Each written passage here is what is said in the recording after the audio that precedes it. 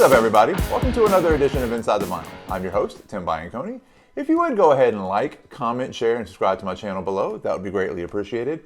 If you could also hit that notification bell so you can be notified when we put out new content, that would be appreciated also. So, give me $1 or give me 50 cents because we're about to unbox something I am very, very excited about, and that would be King's X and their 1994 album Dogman, which was just recently reissued on what I think is some really cool like black and red marble vinyl. So let's go ahead and take a look at this thing. It literally just came in the mail maybe 15 minutes ago. So I'm pretty stoked about this. All right. All right. Yeah, so it's the Music on Vinyl edition. And their reissues are always stellar. So let me see what this says. Take off these glasses. Whoa. All right, we'll have to edit that out. All right, King's X Dogman limited edition of 2,000 individually numbered copies on red and black marble vinyl. 180 gram audiophile vinyl. So that's really cool. All right, let's get my glasses back on here. All right, so just a little context and history on this album. It was originally released on January 18th, 1994. It was on the Atlantic label. It was produced by Brendan O'Brien. Pretty surprisingly, he was definitely the producer of the day. Reached number 88 on the Billboard charts, and there was no gold or platinum certifications for this album, unfortunately. So let's go ahead and open this thing up. All right, so we'll put that paper to the side. All right, so they always give it to you in these like steel protectors. All right, so let's go ahead and pull that out. We'll go ahead and put this down here on the floor. I mean, just beautiful, beautiful packaging. So like, check that out, man. King's X Dogman front cover. And then here's the back cover with the backs of the three gentlemen in the group. Yeah, so really cool. And then here's a gatefold. And in the gatefold, we have lyrics and I imagine some liner notes. I don't want to take my glasses off again because y'all saw what just happened. So we'll just leave that to the imagination there. All right, so if we go ahead and take out the first record, and I'm really excited about this because if this looks anywhere near as cool as it did online when I bought this, I think we're in for something pretty fancy. So let me go ahead and pull this out. And they did not disappoint. Look at that. That is just beautiful. I hope that comes through good on the camera here. But so yeah, so I'll turn that over maybe so you can see the inside sticker. Inside sticker, pretty basic, King's X Dogman with the track listing and all that. But I mean, look at that vinyl. That is just beautiful. All right. And then it comes in a nice anti-static sleeve. All right, so let's get that back in here. And then I know the other one probably looks exactly the same, but just for shits and giggles and because it's so pretty, we're going to take a look at that one too. Let me just double check and make sure there's nothing else in here. There is not. All right. Let's go ahead and take a look at this one as well. Yeah, I figured the exact same thing, but I mean, just look at that. That is just beautiful. You know, I'm doing my best not to touch the inside of it because on my ghost video from a couple weeks ago, some guy got mad saying the way I pull out records makes him cringe. And I mean, whatever, you know. So anyway, so there you go.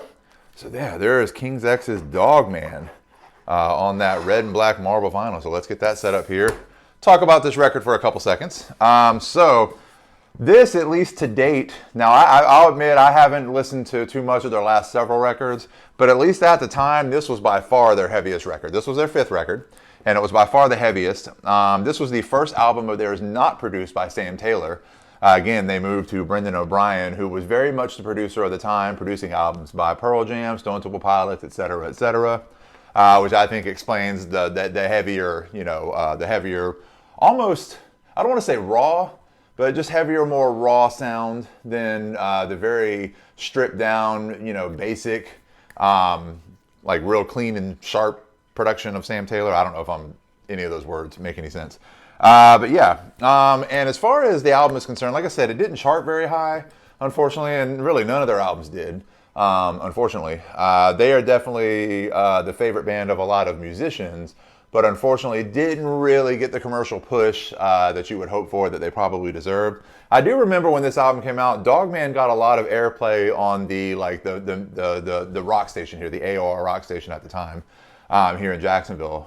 So I remember hearing it on the radio a lot, but I don't know much beyond that. And for that tour, I know I saw them in 1994. They came here with Motley Crue and Typo Negative on Motley's 1994 tour with John Corabi. And it was kind of a weird, weird grouping of bands, but it totally worked. Typo was great, Motley was great, King's X was awesome, and I had been a King's X fan for like 4 or 5 years at that point. So that was the first time I had gotten to see them, and it was amazing. So again, I got this in the mail today. I ordered it. The stars kind of aligned the other day where between work points and credit card cash back, whatever's, I didn't pay a penny for this album, out of my own pocket at least.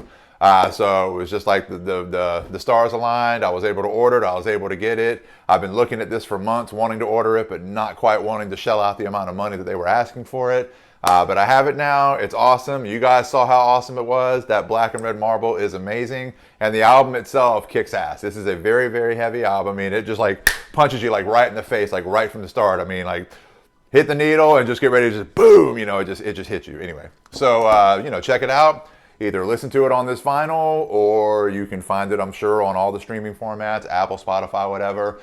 Give it a listen, and listen to a lot of other King's X too. Those first 5, 6, 7 albums they made were absolutely amazing, I think, and this band deserved a lot more than what they got. One of the best like power trios you've ever heard, and some of the best like vocal harmonies you've ever heard of any rock band. So again, check that out. That's all I've got for you this time. Like, comment, share, and subscribe. Hit that notification bell so you can be notified when we put out new content.